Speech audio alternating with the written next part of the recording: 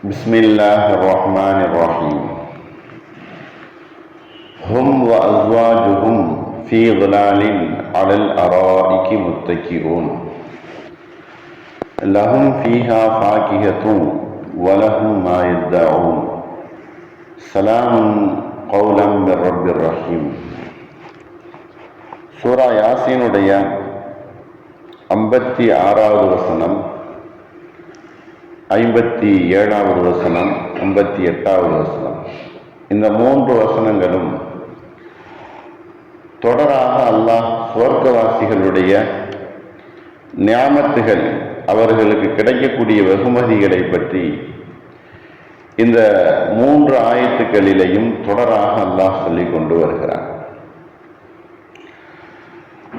ஹும் வ அஸ்வாஜுஹும் ஃபீ ظிலாலின் அலல் அராயிகி முத்தகிஊன். இதற்கு மேலுள்ள ஆயத்தில் சுவர்க்கவாசிகள் அவர்கள் சுவர்க்கத்தில் கிடைக்கக்கூடிய சுகபோகங்களிலே முழுமையாக ஈடுபட்டிருப்பார்கள், அதிலே அவர்கள் மூழ்கி இருப்பார்கள் என்பதாக படித்தோம். இப்ப இந்த 56வது வசனத்தில் உஹும், அந்த சுவர்க்கவாசிகளும், அஸ்வாஜுஹும், அவர்களுடைய துணைவியர்களும், அவர்களுடைய மனைவிமார்களும், ஃபீ ظிலாலின், நிழலிலே அவர்கள் இருப்பார்கள், அலல் அராயிகி முத்தகிஊன், கட்டில்களிலே சாய்ந்தவர்களாக அவர்கள் இருப்பார்கள். ஹும், அந்த சுவர்க்கவாசிகளும், அஸ்வாஜுஹும், அவர்களுடைய மனைவிமார்களும், ஃபீ ظிலாலின், நிழலிலே அவர்கள், மரத்தினுடைய நிழலிலே அவர்கள் இருப்பார்கள், அலல் அராயிகி, கட்டில்களின் மீது, முத்தகிஊன், சாய்ந்தவர்களாக அவர்கள் இருப்பார்கள். லஹும் ஃபீஹா, அந்த சுவர்க்கத்திலே அவர்களுக்கு இருக்கிறது, ஃபாகிஹத்துன், கனிவர்க்கங்கள், பல வகைகள் அவர்களுக்கு உண்டு. வலஹும், இன்னும் அவர்களுக்கு இருக்கிறது, மா யத்தாஊ, அவர்கள் எதை விரும்புகிறார்களோ, எதை அவர்களுக்கு வேண்டும் என்பதாக அழைக்கிறார்களோ அது அவர்களுக்கு உண்டு. எதை அவர்கள் கேட்கிறார்களோ அது அவர்களுக்கு உண்டு.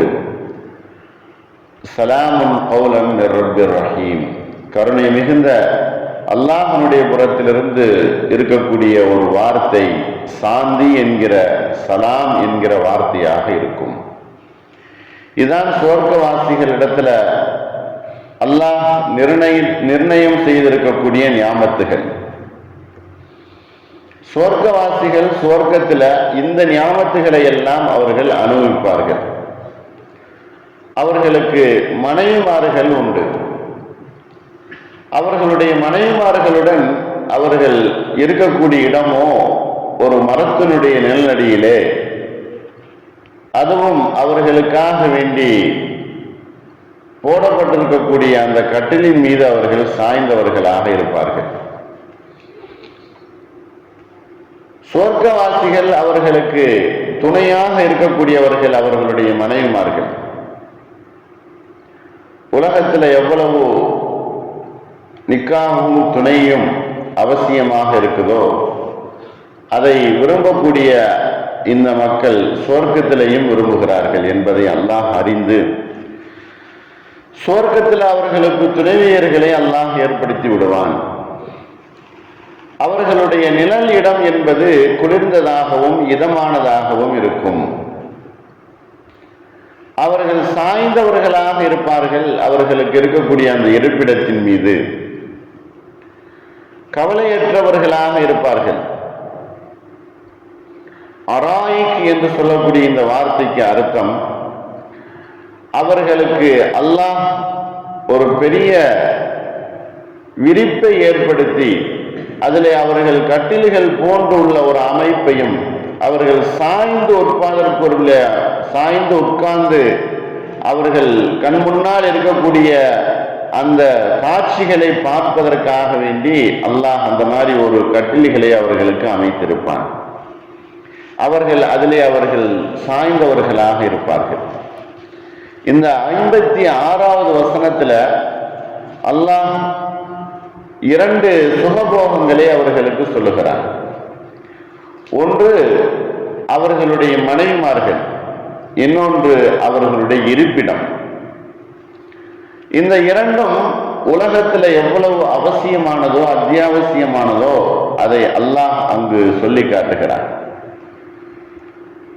அவர்கள் உறங்குவதற்கும் அவர்கள் ஓய்வெடுப்பதற்கும் ஒரு இருப்பிடம் அவர்களுக்கு தேவை. அது அவர்களுக்கு சுகமாக இருக்கும், இதமானதாகவும் இருக்கும், அவர்களுக்கு எளிமையாகவும் இருக்கும், ஒளிமயமாகவும் இருக்கும்.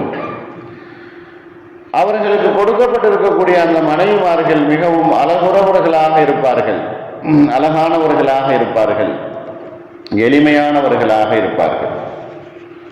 அவர்களுக்கு கொடுக்கப்பட்டிருக்கக்கூடிய அந்த இருப்பிடம் இருக்குதே, அதுவும் அவர்களுக்கு சந்தோஷத்தை தரக்கூடிய இடமாக இருக்கும்.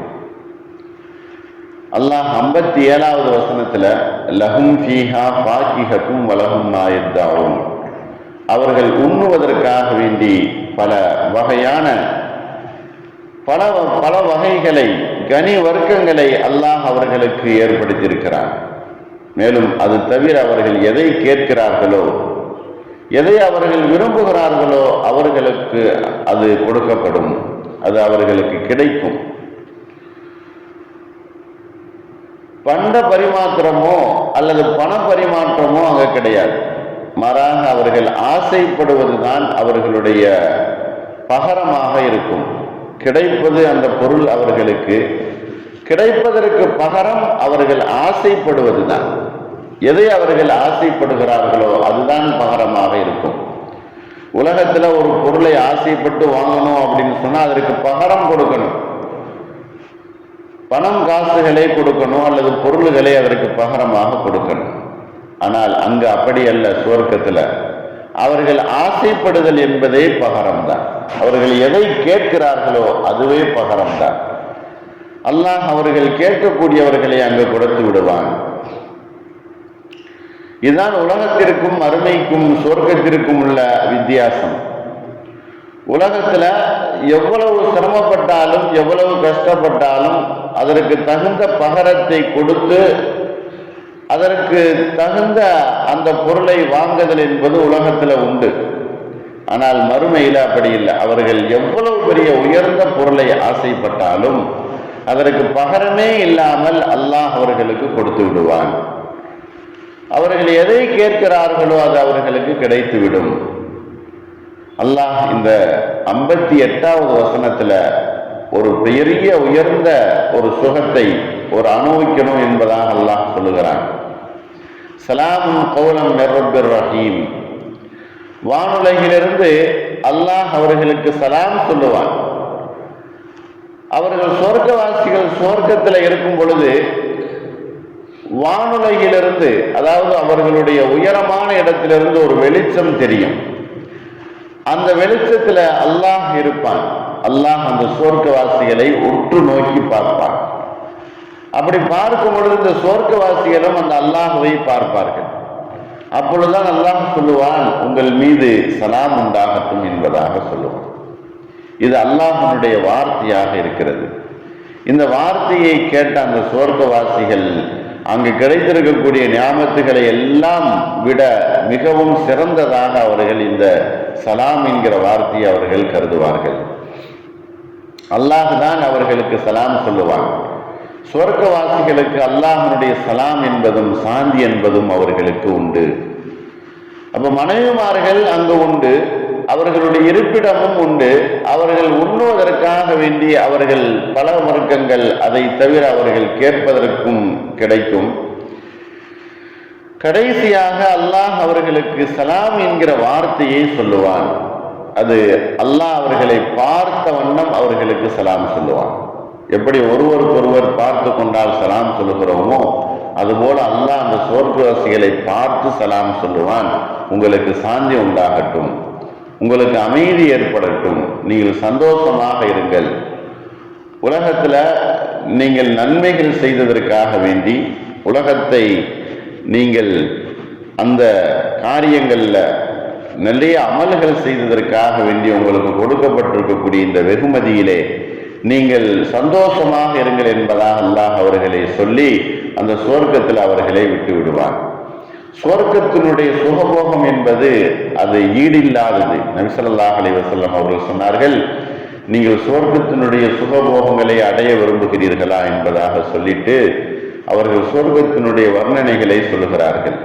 எளிமையான அழகான மனைவிமார்கள் உண்டு, பல சுவை நிறைந்த பழங்கள் உண்டு, அதே போல ஆறுகள் ஓடிக்கொண்டே இருக்கும், அங்கு நீங்கள் வசிப்பதற்கு கண்ணாடி மாளிகைகள் உண்டு, இவைகளை நீங்கள் அனுபவிக்க வேண்டுமா என்பதாக கேட்கும் பொழுது சஹாபாக்கள் நிச்சயமாக அதற்கு நாங்கள் முயற்சி செய்வோம், ஆதரவு வைக்கிறோம், அது எங்களுக்கும் வேண்டும் என்பதாக சொல்லுகிறார்கள்.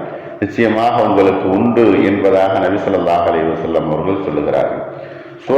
சுவர்க்கத்தினுடைய சுகபோகங்கள் என்பது ஈடில்லாதது, அது முடிவில்லாதது, அது நிரந்தரமானது.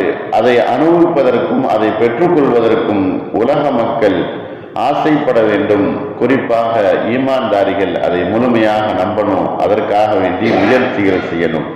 உயர்ந்த அந்த சொர்க்கத்தினுடைய பாக்கியங்களை வல்ல ரஹ்மான் எல்லோருக்கும் தந்து அருள் புரிவானாக.